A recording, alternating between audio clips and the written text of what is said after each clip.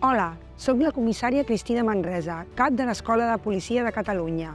Voleu acompanyar-me a visitar l'escola? Veureu on es formen els futurs policies de Catalunya.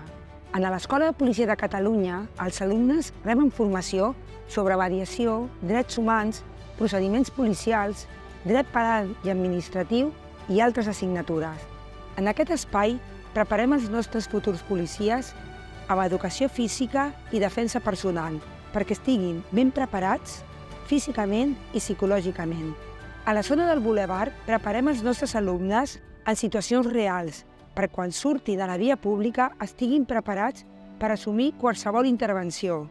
A les galeries de tir preparem els alumnes perquè sàpiguen com disparar i també quan ho han de fer.